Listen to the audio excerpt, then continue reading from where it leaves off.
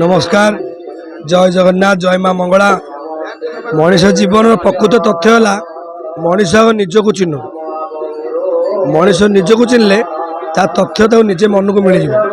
मनीष निजक चिन्ह खाली आकु था चिन्ह बुझिपारे यही तो तथ्य आग निजे निजक चिन्ह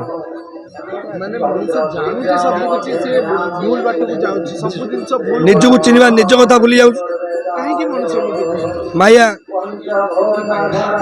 माया माने जो मेसीन जो कथा दे सी आसुची प्रभु को प्रभु मत छाड़ दियो मु गले या कर से कर सेमित कर कि जेतले पळे जाउची तम जा कोन मालिक को कोन कहि आइलो मालिक को माय पठाइची मु गले न्यूज करबी तमे एटी न्यूज करछो कि गुटका खाई बुलुछो कि भांडाम को मालिक देखुची सेमिति मनीष जा कहै आसी करूनी काम निज को ठकुची निजे निजे अच्छे आकु दाऊ खाली तागिद कर से कर निजे के कर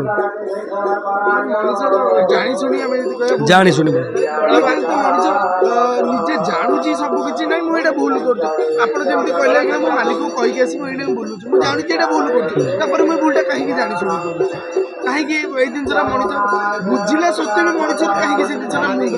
भूल न कले मृत्यु केमती हम जदि मनुष्य पूरा ठीक कर मनुष्य भगवान हो मृत्यु रही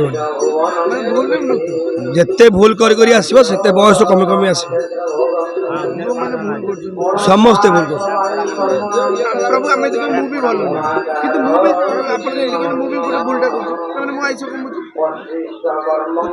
सत्य पिला दिनू जिते सत कह सत कम कर सत रोटे मनीष जहाँ जहाँ कह से आम से करूनी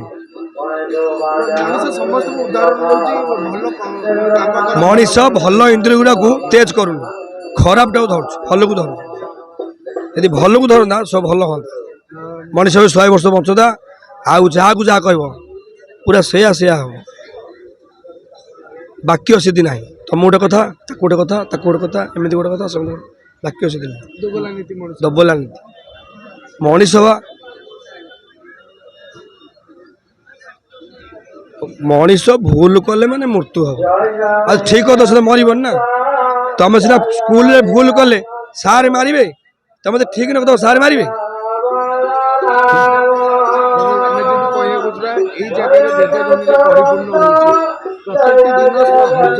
लक्ष लोक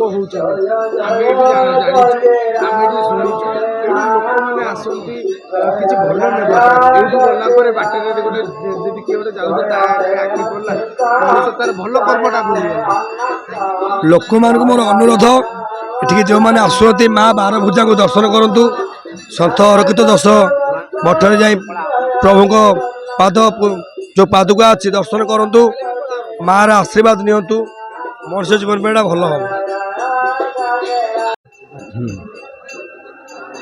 जय श्री जगन्नाथ मु कर्णगिरी छतियावट पहाड़ पाखर आसी मो मामन बाबा आमर ये खंडगिरी मेला प्रत्येक वर्ष ताठू माने प्रति वर्ष अधिक अधिक लोक होती ये मानसिक है 12 भुजा माँ पाखे मानसिक कले निश्चित लोक मान मनस्कामना पूर्ण हो लोक ये कुंभ मेला आमर बुलिया को आसती ये मेलार गोटे तत्व अच्छी साधु सन्थ आसती जो मैंने से किसी नीति शिक्षा दिखती लोक मैंने पाखे मैंने बसिकी किसी शिक्षा नहीं मैंने कार्य लगाती आमती आमर पिला माने भागवत गीता विषय न जानी आम सरकार पाखे आवेदन करूँ प्रत्येक स्कूल गोटे सप्ताह गोटे दिन भागवत गीता पीरियड दिखती हेले पिला आमर साधु सन्थ विषय जानवे गीता भागवतर पुराण रामायण सब विषय जानीपारे यहाँ हूँ निश्चित हाँ आगामी जो मैंने लोक थे कि आजिका आम जेजेपा जेजेमाँ कथा कह जो गोटे भागवत टुंगी होता गाँ गाँ मन गोटे घरे बस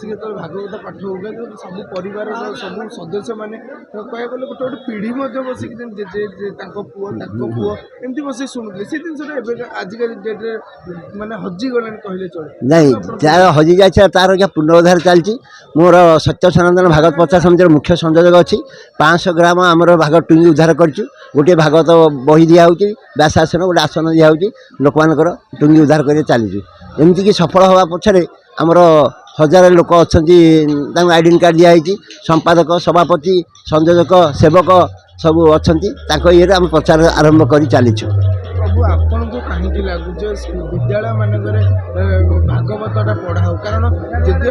ହିନ୍ଦୁ ଧର୍ମ ଆମେ ଯଦି କହିବା ଭାଗବତ ପଢ଼ାଯାଉ ଆମେ ମୁଁ ଯେମିତି ଗୋଟେ ପ୍ରଶ୍ନ ପଚାରିଲି ଗୋଟେ ଆମର ଯେ ଭାଗବତ ସାର୍ ପଢ଼ିବାକୁ ଆସିଥିଲେ ସେ କହିଲେ ଯେ ଆମେ ଏଇଟା ସ୍କୁଲରେ ରଖିପାରିବାନି କାରଣ ଯଦି ଆମେ ହିନ୍ଦୁ ଧର୍ମ ଯଦି ଆମେ ଭାଗବତ ପଢ଼ିବା ତ ଅଲଗା ଯେଉଁ ଧର୍ମର ଅଛନ୍ତି ସେମାନେ ମଧ୍ୟ କହିବେ ଆମର କୋରାନ ପଢ଼ାଯାଉ ଆମର ଅଲଗା ପଢ଼ାଯାଉ ଏଥିପାଇଁ ସେମାନେ ଭାଗବତଟା ରଖୁନାହାନ୍ତି ଏଇଟାକୁ ଆପଣ କେମିତି ଦେଖୁଛନ୍ତି? ଆମର ହିନ୍ଦୁ ଧର୍ମର ମୂଳ ହେଉଛି ସନାତନ ଧର୍ମ ବଞ୍ଚିବ ସନାତନ ଧର୍ମର ମୂଳ ହେଉଛି ଭାଗବତ। ଭାଗବତ ଯେଉଁ ସ୍ଥାନରେ ପହଞ୍ଚିଛି ତାର ମୂଲ୍ୟ କହିହେବନି କାରଣ ମୋର 7 ବର୍ଷ ହେଲା ମୁଁ ପଙ୍ଗୁଥିଲି ଏ ସତ୍ୟାସନ ଭାଗବତ ପଚାର ଆସିକିରି ମୋର ପୁରା ଶରୀର ଆରୋଗ୍ୟ ହେଇଛି। ବର୍ତ୍ତମାନ ମୁଁ 70 କିଲୋମିଟର ସାଇକେଲ ଚଲାଇ ପାରୁଛି, 20 କିଲୋମିଟର ଚାଲିପାରୁଛି, ନାଚିଲେ 3 ଘଣ୍ଟା ନାଚିପାରୁଛି ଜଗନ୍ନାଥ ଦୟାରୁ, ଦୌଡ଼ିଲେ ବି 1 କିଲୋମିଟର ଯାଇପାରୁଛି। ଏମିତି ବଳ ଆସେ 5 ଫୁଟ ଡିଆଁ ମାରିଦେବୁ ଜଗନ୍ନାଥ ଡାକିକି ପୁଣି ତଳେ ଷ୍ଟେଜ୍ ନାଚ ହୁଏ। ଆଉ 0.5 ଚଷମା ଆଖିରେ ଲଗେଇଛି। ବୟସ ଲୋକ 18-20 କହନ୍ତି କିନ୍ତୁ ମୋତେ ବୟସ 63, ମୁଁ ଲୋକଙ୍କୁ 23 କହୁଛି, 103 ବଞ୍ଚିବି। ଆବଶ୍ୟକତା କାରଣ ଆଜିକା ଯୁବପିଢ଼ି ଆପଣ ଯେମିତି ଦେଖିଥିବେ କୋଉଠି ନା କୋଉଠି ହିଂସାତ୍ମକ ବାଟ ଆଡ଼କୁ ଯାଉଛନ୍ତି, ପଶୁ ଭଳିଆ ବ୍ୟବହାର କରୁଛନ୍ତି। ଭାଗବତଟା ଗୋଟେ ମଣିଷ ଜୀବନରେ କେତେ ଆବଶ୍ୟକ?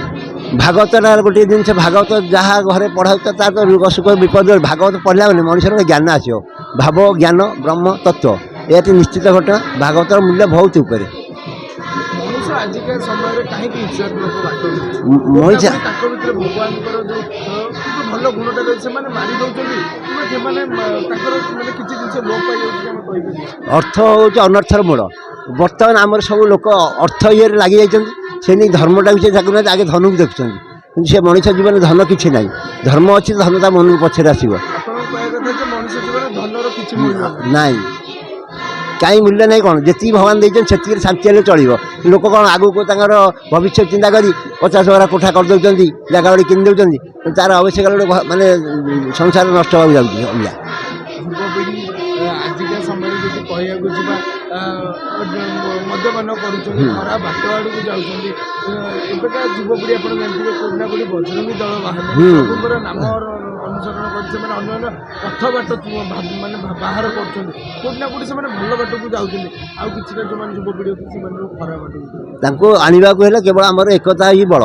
ଗୋଟେ ସଂସ୍କାର ରହିଛି ଏ ଆମର ହିନ୍ଦୁ ଏକତା ମଞ୍ଚ, ବିଶ୍ୱ ପରିଷଦ, ଆଉ ଯେଉଁ କହୁଛ ବଜରଙ୍ଗ ଦଳି, ସନାତନ ଧର୍ମ, ସନାତନ ସେନା, ଏସବୁ ଯଦି ଯୁବପିଢ଼ିକି ଆଣିପାରିବେ ବାଟକୁ ଆଣିପାରିବେ। ମୋବାଇଲ ଯେମିତି ଖଣ୍ଡେ ଖଣ୍ଡେ ଧରୁଛନ୍ତି ସେମିତି ଆମେ କହିପାରିବା କି ଲୋକମାନେ ଭାଗବତ ହିଁ ମଧ୍ୟ ଧରିକି ତାର ପଠ ଚୟନ କରିବେ। କୋଉଠି ନା କୋଉଠି ଖାଲି ଯଦି ବସୁଛନ୍ତି ଭାଗବତ ଗୀତା ପଢ଼ିପାରିବେ। ଦେଖୁଛନ୍ତି ସେମିତି ଭାଗବତ ଗୀତା ବି ପଢ଼ିପାରିବେ। ପଢ଼ିଲେ କିଛି ଜ୍ଞାନ ଆସିବ। କିଛି ଜ୍ଞାନ ଗୀତା ଜ୍ଞାନ, ଭାବ ହେଉଛି ଭାଗବତ, ଭାବ ଆସିବ। ଏସବୁ ମୂଳ ମନ୍ତ୍ର। ଜୟ ଜଗନ୍ନାଥ।